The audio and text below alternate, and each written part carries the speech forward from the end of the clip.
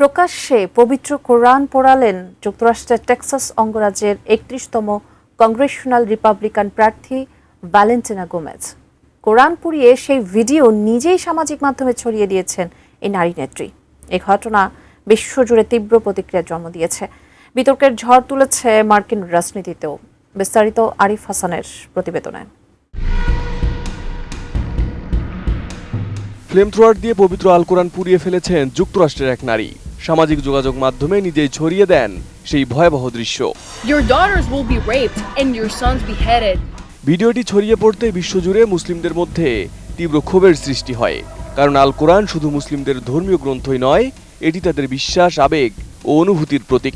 মানবজাতির কাছে আলোর দিশারি হিসেবে বিবেচিত এই গ্রন্থকে এভাবে পোড়ানোর ঘটনায় ক্ষোভে ফুঁসে উঠেছে বিশ্ব মুসলিম উম্মাহ। ঘটনাটি ঘটেছে যুক্তরাষ্ট্রের টেক্সাস অঙ্গরাজ্যে। ওই নারীর নাম ভ্যালেন্টিনা গোমেজ।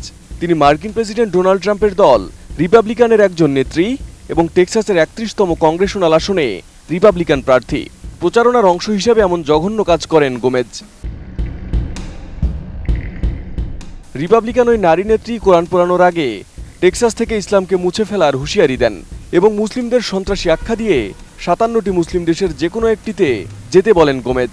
সেই সাথে বিশ্ব থেকে ইসলামকে একেবারে থামিয়ে দিতে হবে বলেও হুঁশিয়ারি দেন ভ্যালেন্টিনা। নতুন বাংলাদেশ গড়তে এলো জুলফিকার স্টিল। জুলফিকার স্টিল, ইস্পাত দৃঢ় অঙ্গীকার।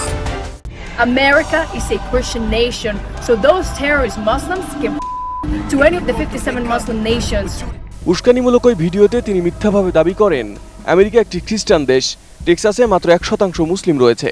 টেক্সাসের নাগরিকদের উদ্দেশ্যে বলেন, যদি ইসলামকে চিরতরে শেষ না করা হয় তাহলে তোমাদের মেয়েদের ধর্ষণ করা হবে এবং ছেলেদের শিরোচ্ছেদ করা হবে।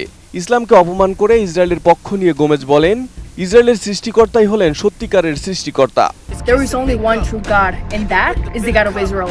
বিভিন্ন সময় ইসলাম নিয়ে বিদ্বেষমূলক আচরণ ও মন্তব্য নিয়ে মার্কিন রাজনীতিবিদের পরিচিতি রয়েছে।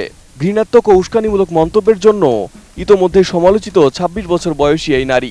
অনেকেই বলছেন তিনি রাজনৈতিক উদ্দেশ্য পূরণের জন্য ধর্মকে বেছে নিয়েছেন আর তার মূল প্রতিপক্ষ বানিয়েছেন ইসলামকে। Unless we stop Islam once and for all. এদিকে এ ঘটনার পর বড় সব সামাজিক যোগাযোগ মাধ্যম থেকে তাকে ব্যান করা হয়েছে, শুধু এক্স ছাড়া। আর এ কারণে নেটিজেনদের সমালোচনার মুখে পড়েছেন ইলন মাস্কও। এদিকে রিপাবলিকান এই নারীর সমালোচনা করেছেন কাতারের পররাষ্ট্র মন্ত্রণালয়ের জ্যেষ্ঠ কর্মকর্তা শেখা আলী আল মারি। তিনি বলেন, গোমেজ যদি সত্যি খ্রিস্টানদের নিয়ে উদ্বিগ্ন হতেন তাহলে তিনি তাদের পাশে দাঁড়াতেন, জায়নিস্ট উপনিবেশবাদী ইসরায়েলিদের পাশে নয়, যে দেশটিতে অনেক ইহুদি সন্ত্রাস ও নিপীড়নের জন্য তাদের বিরোধিতা করছে। এদিকে কলম্বিয়ায় জন্ম নেওয়া গোমেজকে একজন ব্যর্থ রাজনীতিবিদ বলেছে তুরস্ক ভিত্তিক সংবাদ মাধ্যম টিআরটি গ্লোবাল। সংবাদ মাধ্যমটি বলছে, মুসলিম কৃষ্ণাঙ্গ অভিবাসীদের বিরুদ্ধে ঘৃণাত্মক বক্তব্য কৌশল ব্যবহার করে তিনি আলোচনায় আসতে এবং রাজনীতিতে প্রবেশ করতে চাইছেন। Arif Hasan, ATN news.